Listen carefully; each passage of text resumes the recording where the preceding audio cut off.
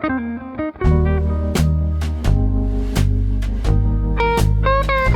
күн, құрметті жерлестер, сіздермен бүгінгі эфирде Темір подкаст жобасы, және де мен Жанова Аружан.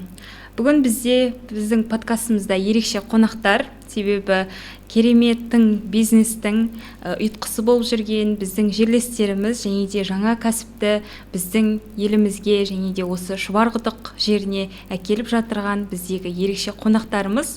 Ендеше өздеріңіз туралы таныстырып өтсеңіздер және де бүгінгі біздің подкастқа қош келдіңіздер. Сіздерді көргеніме өте қуаныштымын. Қайырлы күн. Шақырғаныңызға көп рахмет. Есімім Абат, осы Шұбарлық жеке кәсіпкерміз. Дәл қазір сәтте Ice-King компаниясын дамыту үстіндеміз. Сәлеметсіздер ме? Шақырғандарыңызға рахмет. Менің есімім Әсел Бекболатқызы. Осы Шұбарқұдық кентінің тумасымын. Осы жерде Шұбарқұдық гимназиясында білім алып, кейін Алматыға жол тартып, сол жақта графикалық дизайн маманын игеріп, қазір осы Шұбарда отбасылық бизнесімізді дамытып жатырмыз. Ice-King, яғни табиғи, таза авторлық балмұздақтар шығарамыз. Өте керемет. Енді ең бірінші сауалды, осы кәсіпті не себепті таңдаңыздар, яғни қандай ой келді осы кәсіпті бастамас бұрын, сол себептерін айтып өтсеңіздер? Ең алғашында бұл балалық шақтан басталды десек те болады. Өйткені мысалы бала кезінде осы Шұбарда өстік. Мысалы мерей тойлар болады, көшеде, паркте мысалы мерекелік шаралар болады. Сол кезде паркке шығамыз, обязательно бала болған соң мороженое жейміз. Ең бірінші ойымызда мороженое тұрады. Сол мороженое жеу үшін барамыз кейде даже.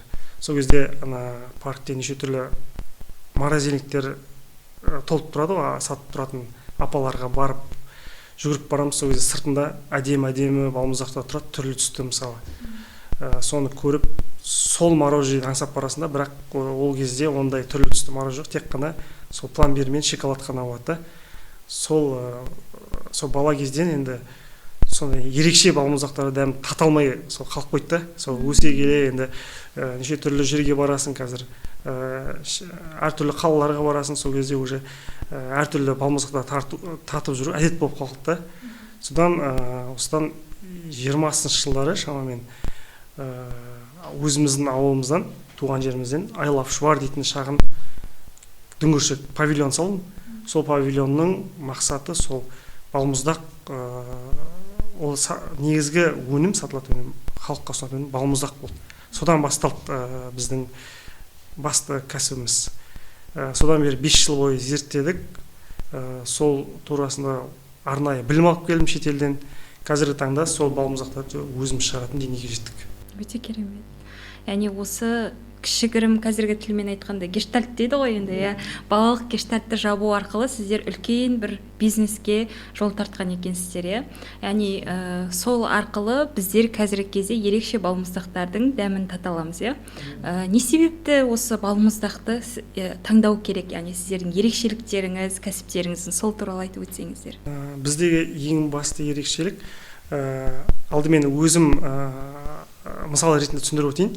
Алғашқыда осы павильон Айлап Шұбар павильон ашқан кезде біздер басқа ірі компаниялардан дайын балмұздақтар сатып әкеліп сатып жүрдік, халыққа ұсынып жүрдік. Сол кезде олар тек қана бір санаулы ғана дәмдер ғана ұсынатын, мысалы шоколад, клубника, баблгам деген сияқты, бір одан артық емес.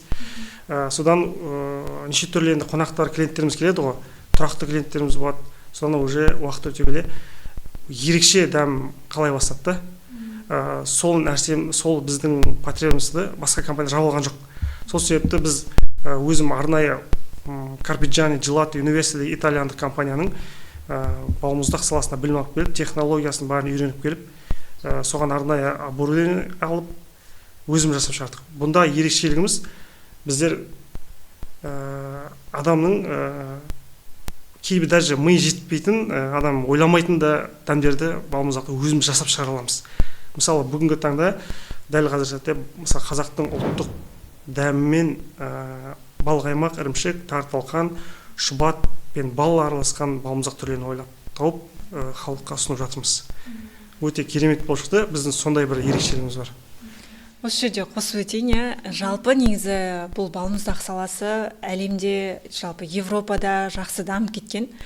Осы тарихына шолу жасайтын болсақ, жалпы біздің заманымызға дейін 2000 жылдары Қытайда пайда болған екен балмұздақ.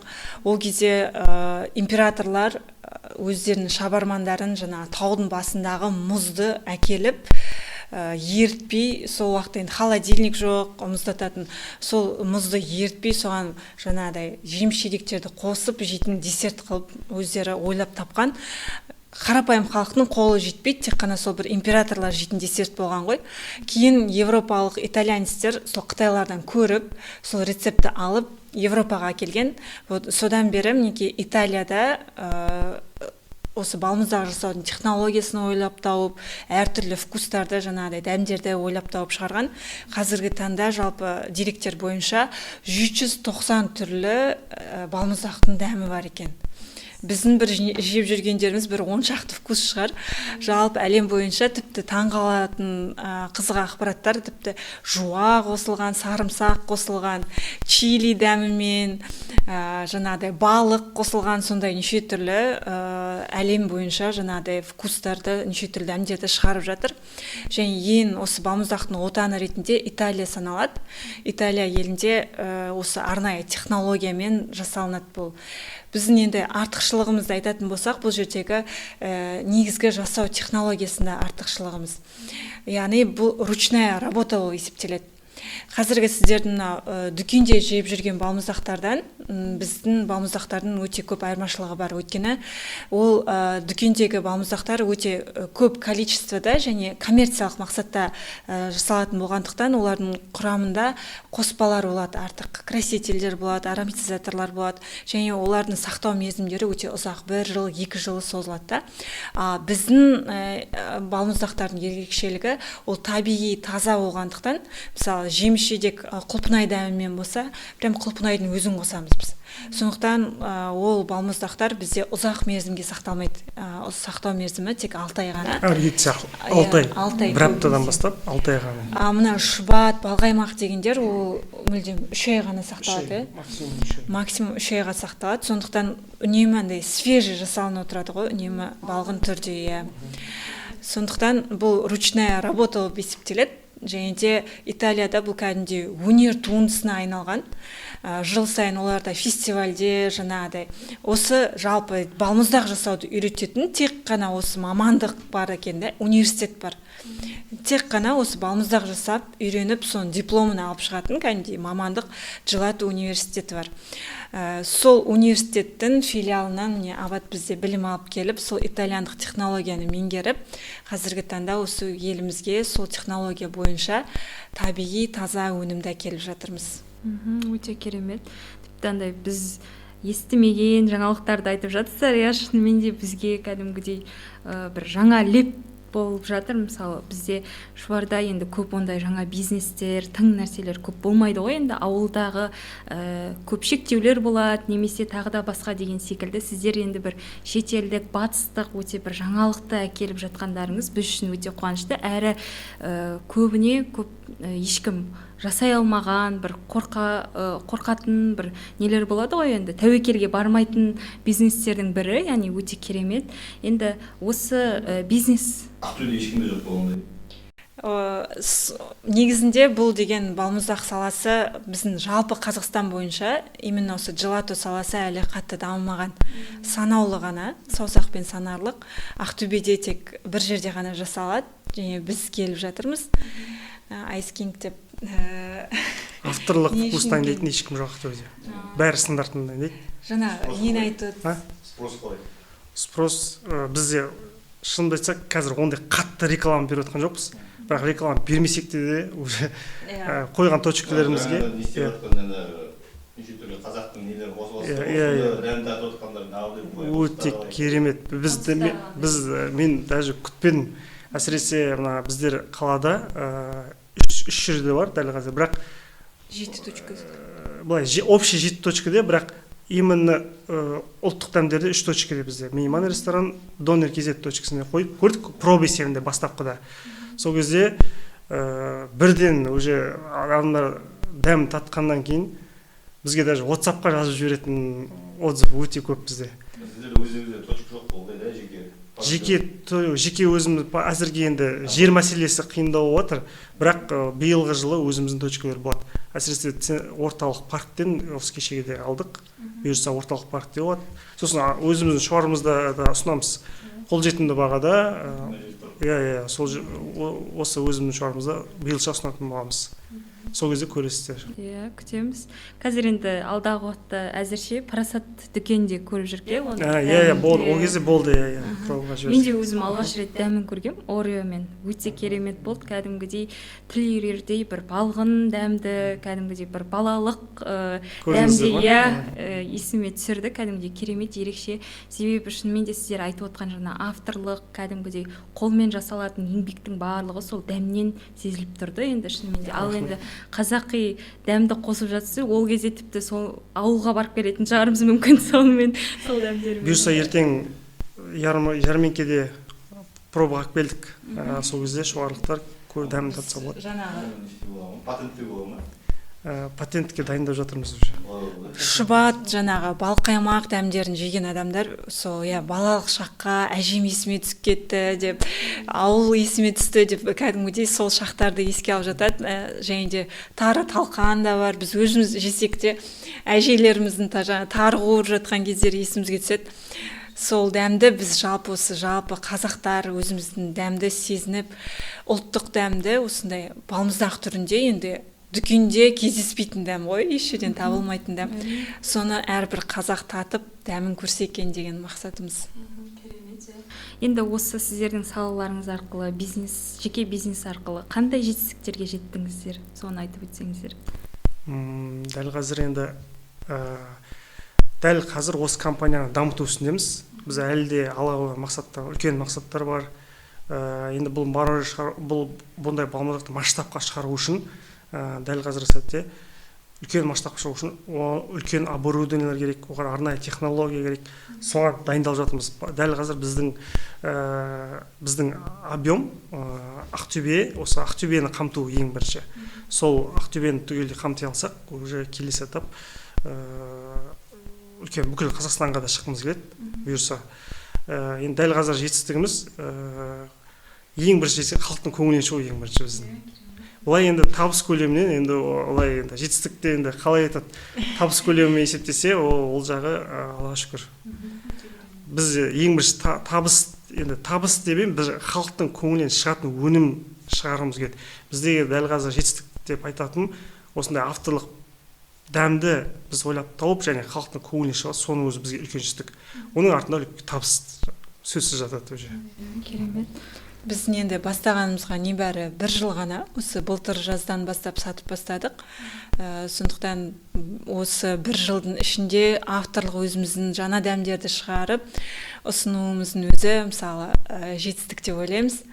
Бұл мен ойлаймын, жалпы жаңағы Италияда неше түрлі вкустарды жыл сайын ойлап тауып жаңағыдай фестивальдер ұйымдастырады да. Осы мороженое жасайтын маманды мастер желатерия деп атайды да. Сол мастерлер жыл сайын өздері новый вкус ойлап тауып жаңағыдай фестиваль ұйымдастырады екен. Әлем бойынша барлық жиналып сол жерде Сиджеп деген үлкен фестиваль болады. Сол жерде адамдар дәмдерді көріп, неше түрлі жаңа балмұздақтардың дәмін көріп, итальянецтер бағасын беріп сөйтіп жатады. Енді біз болашақта Қазақстан атынан сол балқаймақ, шұбат деген вкустарды апарсақ, итальянецтер таңғалатын шығар.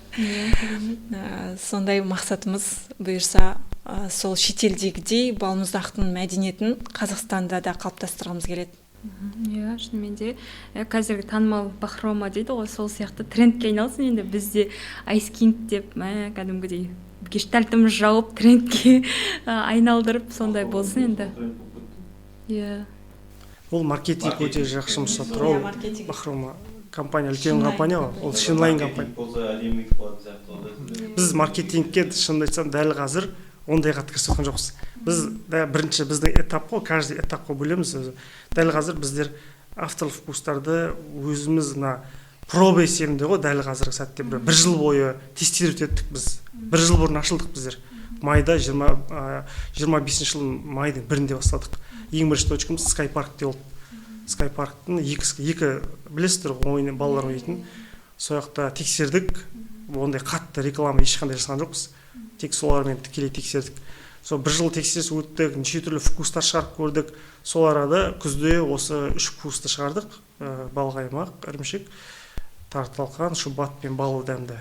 Ол біз үшін былайша үлкен жетістік болды. Дәмі өте енді біздің клиенттерден естідік та, оны кәдімгідей бізге шабыт берді. Бізге кәдімгідей шабыт берді. Ана дәмнің андай болып шыққаны біз үшін үлкен жетістік болды. Біз соны енді пока ешқандай блогер, ешқандай маркетингті шынымды айтсам вообще рекламасаған жоқпыз, нөл. Біз дәл қазір дайындалу үстіндеміз соған, сол этапқа. Сондықтан қазір біз маркетинг жасап атып кетсе үлгермей қалуымыз мүмкін. Біздің қазір шамамыз, біз өзіміздің шамамызды білеміз. Әзірге бізде объем айтып отырмын, біздің оборудованиеміз әзірге тек шағын объем Ақтөбені қамти аламыз. Одан артық енді ол үшін біздер жұмыс жасаймыз, ала бұйырса осы үлкен оборудование алуға соған икемденеміз. Масштабқа. Әбден уже соған жеткен кезде уже маркетингті уже бірінші орынға қоямыз сол кезде. Оған дейін качественный продукт шығарып біз үйреніп аламыз. Одан кейін масштабқа дайындаламыз. Өте дұрыс, сапаға мән берген. Масштаб үлкейген сайын тауардың сапасы да азайып кетіп жатады ғой көп жерлерде. Вот соны біз сол үшін біз әдейі соған дайындалып жатырмыз. Дәл қазірдің өзінде мен неше түрлі заводпен, немен переговор сөйлесіп, мен уже меткілеп қойып, былай дайындап қойып жатырмын алдын ала.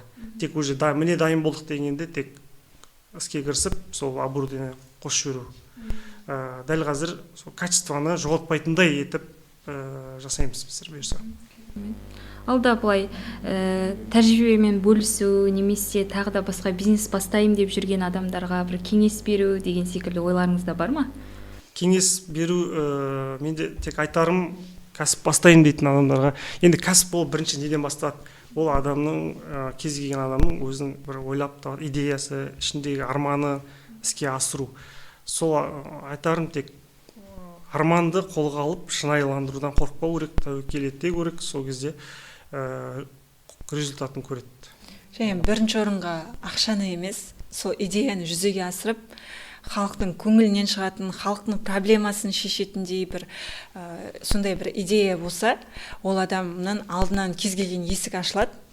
Кәсіпкер сол кәсіптің жолында ақшаны қумай, адамдарға пайдалы болу мақсатын қуса, кез келген жол ашылады деп ойлаймын.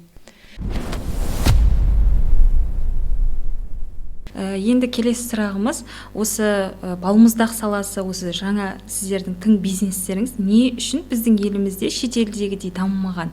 Әлде таралуы аз ба, айтылуы аз ба, сол туралы айтып өтсеңіздер.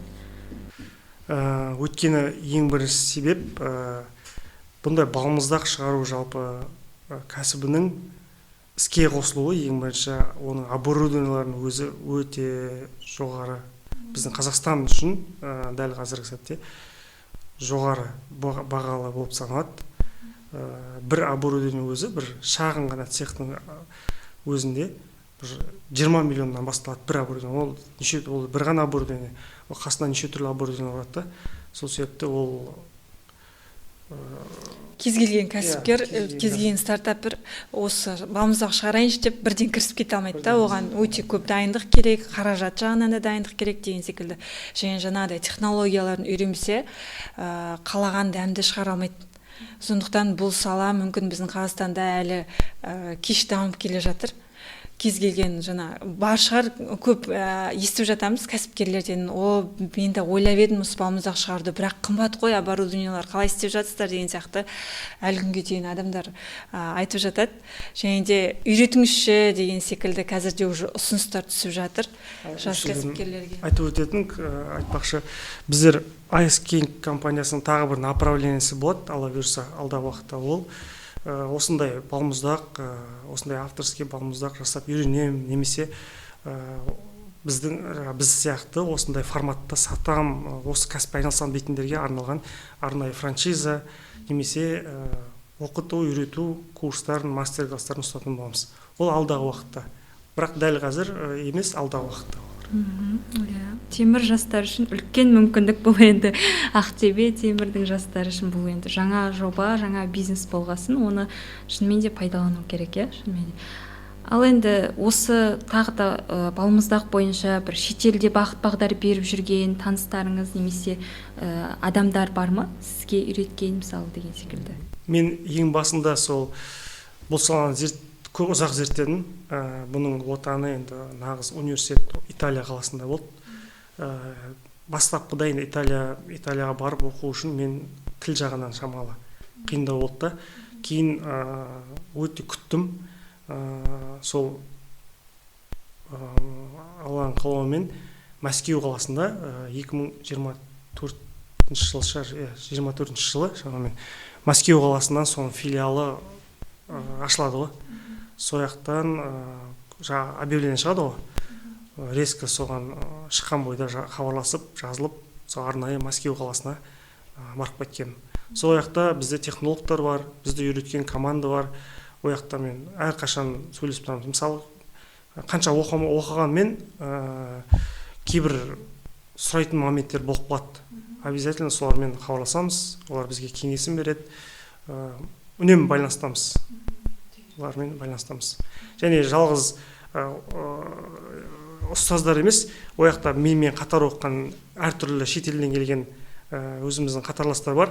Қырғыз елінен, өзбек елінен, мысалы Мәскеу қаласында солармен үнемі байланыстамыз. Мысалы, кез келген бір жаңалық ашып жатады. Мысалы, біздер ұлттық дәм шығарып жатырмық, мысалы. Біз үшін ол жаңалық, солармен бөлісеміз біздер. Біз осылай істеп жатырмыз. Сіздер не істеп жатсыңдар? Олар айтады, осылай істеп жатырмық деп. Бір нетворкинг. Халықаралық тәжірибе алмасу жүріп. Как нетворкинг сияқты үнемі байланыстамыз. Біздің өзіміздің неміз бар сондай. Обществомыз бар. Дәмдерді қалай ойлап табасыздар өздеріңіз? Соны үйреніп келдім ғой мен. Мені анаяқта үйретті. Математика кәдімгідей. Мысалы, шекерді қанша салу керек, бәрі баланс бәрі. Тұрған есеп. Біз соны бәрін үйретті. Әйтеуір любой адам, Аллаға шүкір, былай біздер андай ғой, процессті тек кірсеміз де ұсынамыз ғой. И потом уже телефонға жазып жібереді, звондап айтады, бар ғой адамдар. Кәдімгідей андай женеңін істеп кетеді ғой, андай күшті болып қаласы ғой. Одан сайын мотивация уже адамдар риза болып жатыр деп. Андай бір күні мындай бір жазып жіберіпті, бір ресторанға апарып қойғанбыз ғой, жаңа фасовкамен, балқаймақ ірімшікті. Сосын астында менің нөмірім тұрған сыртында упаковкасында. Менің данныйларым, ана құрамы бәрі тұрған кезде телефонымды алдырып қойған ғой. Сол бүйтіп жазып жіберіпті. Ең бірінші отзывы деймін сол шамасы. Былай дейді, телефон звонып тұр, звондап маған. Алло, саламатсыз ба? Мына сіздер мына мейман дейтін ресторанға мороженое әкеліп сатасыздар ма дейді да. Иә, біздің мороженое тұр деп айтамын. Жаңа мен балама мороженое алып берген едім дейді да. Түбінде бір қасық қалған ғой. Сосын бір қасық қалған, соны бір аузыма салып қойып едім. Мынау дейтін деп андай уже арыға кетті уже. Керемет, балмұздақ қой деп қуанып кеттім. Ол қаяқта сатылып жатыр деп сұрайды да. Айтып жүрдім. Келе бір аптадан кейін ба, еще жеп видеоға түсіріп жүрді ғой. Андай өзімен мен сұраған жоқпын ол адамнан. Өзімен өзі отзыв па, видео салып, міне жедік, мынау керемет дәм деп. Енді адамды шаттандырады. Андай сосын істеп жатқан дүниең әйтеуір адамдарға жақсы ұнап жатқанына уже тоже шаттандырады да. Тоқтамау керек деп. Ондай болмаса былай істей бересіз андай. Біз жаңа мороженойды өзіміз цехта жүріп жасап жатамыз да. Процессте жүрген кезде дәмін сезіне алмаймыз ше.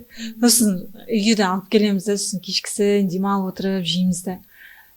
Күшті екен ғой дәмі деп. Өзіміз асып қойып отырып жеген кезде таңғалып отырамыз. Көрген жоқсың ба, Бізден сұрайды ғой, жейтіндер ма? Біз үйлеріне барған сайын дегустация жасаймыз, қалаға барған сайын новый вкус дайындап қояды, бір сникерспен, бір күні барсақ мандаринмен, неше түрлі. Сосын бізде сұрайды, шынымен күшті ма, шынымен күшті ма? Сезон уақыттарында мысалы ертең қауын піседі, қарбыз піседі, мысалы мандарин дейді ғой, прям мандаринді өздеріне істейміз. Сарбет қылып. Андай типа пиконың нелері сияқты ма? Ол сөйтіп начинкалар жүреді ішінде. Мысалы киндер буэно бүгін алып келдік қой да біздер да, неге да? Біз не вкуса? Дыня алып келдік, киндер буэно. Страчителло дейтін бар, шоколадный крошкамен қытырлап жүреді. Сосын ұлттық дәмдер сол үшеуі да. Ертең болады бұйырса. Магазинге. Есік алдында ғой дайын да? Есік алдында. ең алғаш дәмдеріңіз қандай болды шығар? Сливочный шоколадный ғой. Просто- Ең бірінші сливочный ғой енді не болса да. Иә, сливочный ол мороженое ғой ең бірінші. Біздегі сливочныйдың дәмі андай советский замандағы пломбирдің дәмі. Андай үлкен адамдар жеген кезде мен балшам бұрынғы советский дәм ғой деп не істеп жатады кәдімгідей. Дәмі күшті деп. Насыщенный. Мені үйреткен кісі 20 жылдан астам мороженое саласында жұмыс істеген адам. Бұл жалпы компания Карбиджани Gelato University вообще ол қайда давно нешінші жылдан бері жұмыс істеп келеді. 1941 жылдан бері ғой деймін. Бұл официально ол. Оны алдынан бері ғой былай. Университет болып ашылғаны 1947 ма сондай жылдан бері жұмыс істеп келеді. Негізі мына дүкендегі балмұздақпен, қарапайым балмұздақпен желатоның айырмашылығы, желатоның құрамандай болады, тығыз болады да, тойымды болады. Ал жаңағы дүкендегі балмұздақтар объем беру үшін ауа қосылады кішкене. Олардың жаңағыдай несі, қалай айтсам болады, құрамы кішкене жеңілдеу болады да, тез желінеді, істеледі. Мына желатон бір шаригінің өзін жесеңіз, кәдімгі тойып қаласыз да, тойымды. Тығыз болғандықтан. Сосын насыщенный болады дәмі. не болады сияқтандай бір дүкеннің балмұздақтары болсын, не болсын кішкене салқындық па, бір су қосқан сияқты ма, бір сондай бір мұзы қатты. Иә, сондай бір Текстура бар. Текстурасы сондай болады. сондай болады. Мен бір рет неде Алматыға барғанда не шыққан да, тренд бар емес пе, бір турецкий мороженое ма, бір не, соны шоколадный жегенде кішкене басқаша болды ше. Сол бірінші жегенмен де басқаша болды. Сосын бахроманы жедім, бірақ ол ондай не берген жоқ. Енді трендте болғасын ғой, бірақ 1-2 слойын ғана көргенде андай онша не болған жоқ. Сіздердікі уже ореомен жедім ол кезде. Андай бір баяғыда әжелеріміз бір нені езіп беретін болды, печеньені ше. Сондай бір күшті бір дәм келді, андай бір. Еще шоколадный мороженое ғой көбіне мен ұнататыным. Сол андай шоколадты араласқан, печенье де араласқан, әрі мороженое бір күшті вкус берді, андай әдемі. Біздің шоколадный мороженое бар, кәдімгідей шоколад сияқты. Натуральный какао жұмысы. Кәдімгі какао өте жақсы какао істейміз. Былай любой вкус өзіне тән, былай жақсы. Иә, шоколад дәмі басқаша. Сосын ірімшік, балқаймақ деген вкус менің фаворитім. Оны жегеннен кейін андай таңдайында дәмі қалып қояды, қайттан жегім келіп тұрады ше. Өздері процесте жүргесінде еще өздері қатты андай мороженое көп жемейтін адамдар да. Мен өте қатты көп мороженое жейтін адам. Ең бірінші әсем жанар сіздер ғой көрген да сол кезде. Мен өзім білмеймін ше, оны ше. Шығарып алдым, жаңа түсті ғой заказ, шығарып алдым да. Біреуіне бал аймақты көбірек қосын, біреуіне аздау қосын да. Кімге салып жібердім? Кім еді тәтті? Мейманға салып жібердім ғой. Клиенттерге дегустацияға жібергенбіз ғой. Өзіміз жеп көрген жоқпыз. Шығарып алдым. Ойша идея ойып тастадым да, сразу мороженое составын. Шығардым да, резко апартта шыққан бойда қатырып салып жібердім. Әсемдер жеді, ең бірінші ресторанда. Содан кейін вообще басқа мороженое жегім келмей қалды реально. Дүкеннің мороженое уже өтпейді, мороженое жегеннен кейін дүкеннің арзан мороженое. Иә, шынымен де. Қосылған мороженое. Сосын бұл желато кішкене дүкендегі балмұздақтардан бағасы сәл қымбат. Өйткені ручная работа, жаңағыдай құрамы таза болғаннан кейін ол кішкене бағасы сәл жоғары нарықта. Бұл енді былай ғой, балмұздақ деген нәрсе біздің күнде жейтін нан сияқты емес қой. Сол себепті адам өзіне бір ерекше дәм сыйлағысы келеді, бір күшті сезімге. Сол үшін мен ойлаймын, андай стоит сияқты. Қымбат болғанда дұрыс шығар енді. Сосын деген жаңа Алматыда осындай жасап жатқандар бар тоже. Олар жаңа мейрамханалармен, клубтармен коллаборация жасап, алкогольный вкустар шығарып жатыр. Ондай ұсыныстар өткенде бір хабарласып еді ғой, десең неден ұсыныс түсті оқуда, ондай оказывается ол да қазір популярный болады екен ғой, 18+ дейтін мороженалар. Ішіне вино, анау қосып істейді. Бірақ оған мен отказ бердім. Енді сіздерде кәсіптің атауы да ерекше, яғни осы кәсіпті бастамас бұрын не себепті осы атауды алдыңыздар, Ice King деп? Ice King алдымен өте жеңіл атауы да. Енді біздің слоганымыз король мороженого деп аталады. және бұны негізі случайно қойып кетті десем де болады, бірақ ұнап қалды да маған. Бір өзіміздің таныс болғанымыз, мен оған айтқам, мороженое производство ашайын деп жатырмын, алдағы уақытта. Соны іске кірісем, іске кіріскелі жатырмын, сол мороженое производствосымен продукция шығарамын морожелар деген кезде резко айтып қалды да астынан. Ice King деп қойшыш деп. Сол резко қалып қойды бір жағынан. Екінші жағынан үйге барып ойланып көремін, шынымен де өте кәдімгі жаттауға жеңіл.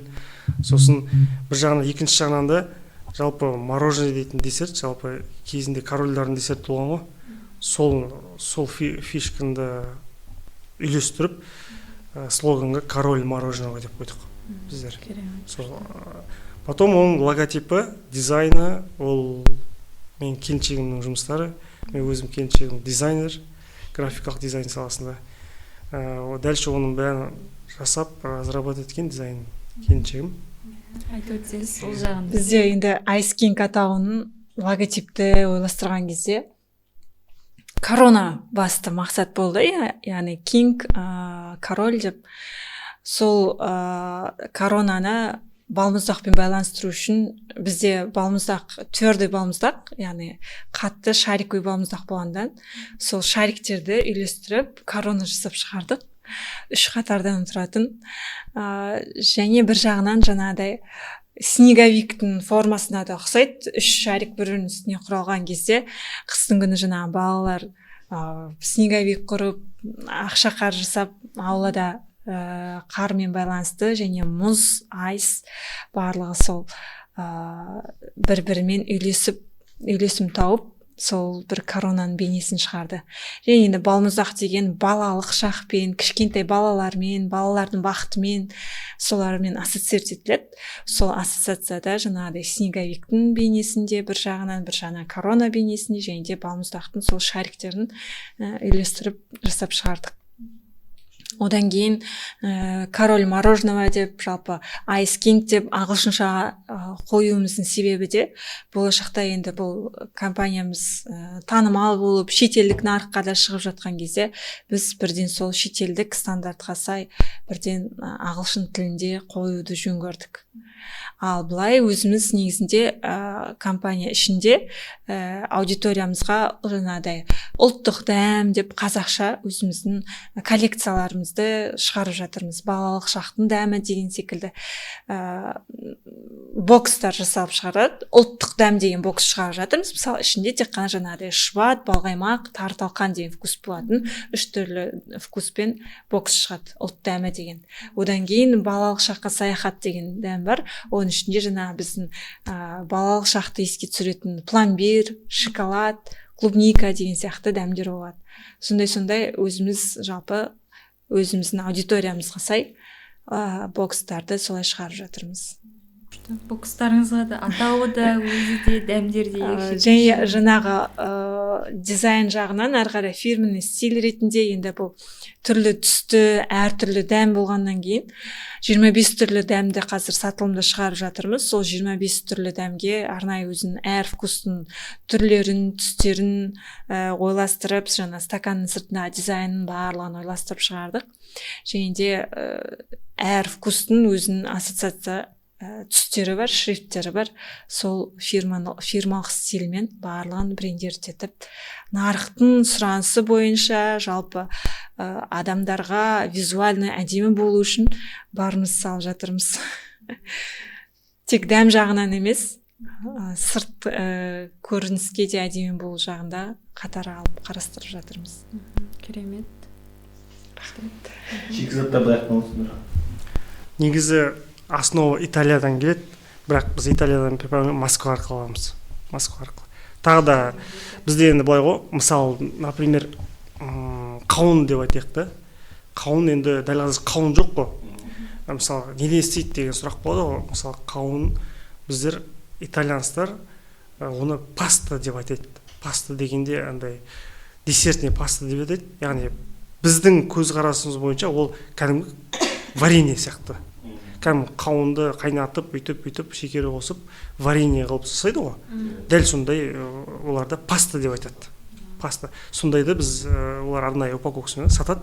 килограммдап неде литрлап соны аламыз да қосамыз. Соның өзінің бір мөлшері бар қосатын. Ол андай кәдімгі паста клубникадан жасалады. Былай біздің тілмен айтқанда вареньесі ғой. Вареньесі, начинкасы. Оларда итальянцдар паста дейді. Или варегетто дейді. Иә, біздегі джемдер сияқты, джем, варенье сияқты. Олар варегетто или паста деп айтады.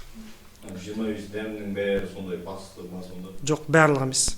Кейбір қол жетпейтіндер, қол жеткізе алмайтындар, мысалы манго.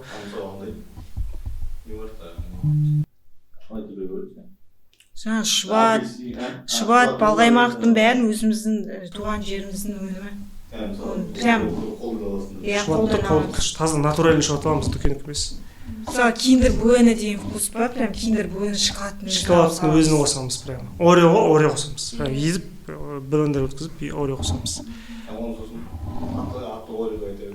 Орео деп айта береміз. Былай дүкенге негізі ол болмайды, негізі ол біреудің бренді ғой.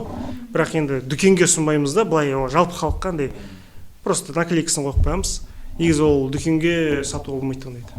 Орео деп. Атауын өзгерту керек ол үшін. Біз неше ойландық ол жайында, былай заңды түрде негізі ол болмайды. Киндер буэно деп. Печенье ғой.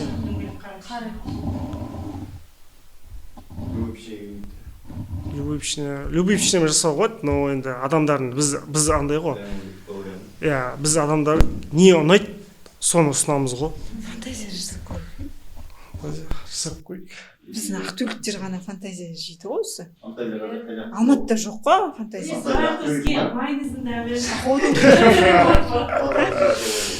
Фантазия қайдан шығады, ақтөбеден шығады. Соны айтамын. Бүйтіп жан-жағын жеп қойып жазуын қалдырып сөйтіп жейтін. Сик көріп фантазия.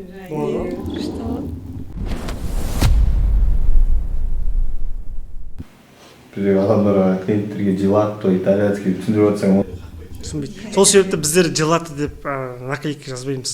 Мороженое дей саламыз болды. Ол желато бұл десең, ол не? Еще батысша түсіндіру керек чисто. Енді инстаграмда неде түсіндіріп айтып жатыр, түсінген адам түсінеді енді бұл теманы. Сосын кейбір вкустар бар бізде. Жаңа айтып отырдық қой, страчителла дейтін. Мысалы, не түсінбейсің? Не ол да? Мысалы, біз эксперимент жасадық. Біз әлі эксперимент жасадық қой, байқап отырсыз ғой. Мысалы, аламыз да қойып қоямыз страчителла, бірақ ол мықты, мощный мороженое ғой. Асем саған ұнай ма? Сливочный ма, ішінде қытырлап жүреді шоколадтар емес пе, андай қытыр-қытыр деп ше. Мощный, өзіме қатты ұнайды. Сол мороженое Италияда өте популярный, андай ше, страчителла. Бірақ бізде қойып қоямыз ғой. Ана атын оқиды да, алмайды ғой. Алмайды ана. Страчителла, енді страчителланы, былай шоколадный крошка ғой, былай шыққанда. Шоколадный крошка. Сливочный мороженое, шоколадный крошка. Енді итальянцтар страчителла деп сатады. Бізде енді сөйтіп қойып қойғанбыз ғой, страчителла деп. Өтпейді. Алмайды ғой. Бәрі өтеді, ана қойып қояды. А по идее, анау дейді, мощный мороженое. Просто ана келесе атын өзгертіп, уже эксперимент кете береді да, атын өзгертіп. Уже өзгертіп жатыр шоколадный крошка деп. Соленая карамель деген вкус бар ше. Ол да күшті дәмі. Шетелде ол қатты танымал екен, соленая карамель. Соны да тоже былтыр скайпаркке соленая карамель қойсақ. Өтпейді ғой ана. Адам тұзды деп ойлай ма адам үшін? Жоқ, шынымен соленый дегенде, соны дәмі қандай оның? Дәмі деген күшті мұны. Кішкене тұздың дәмі бар. Тұз қосылады да ішіне. Карамель. Ана карамельный соус жалпы. Кумавания бар ғой. Кумавания мороженое емес пе? Ішінде начинкамен жүретін сгущенка сияқты. Карамель жүреді ғой. Сол сияқты ғой. Сол соленый карамель жазады. Сол ше? Сол соленый карамель. Аралдың тұзын қосып қойған. Что ғадата дейм ба? Сол, еще ана соленый карамель дейтін ең қымбат ингредиент қой. Андай кейінгі қымбат мороженое. Сонда да біз арзанға саттырдық. Бірақ адамдар алмады ғой. Тирамисуды білесіздер ме? Тирамису дейтін десетті. Содан мороженое бар. Оны да адам түсінбейді, алмайды. Алған жоқ. Алдыртты. Чизкейк бар да сосын? Чизкейк ол мықты.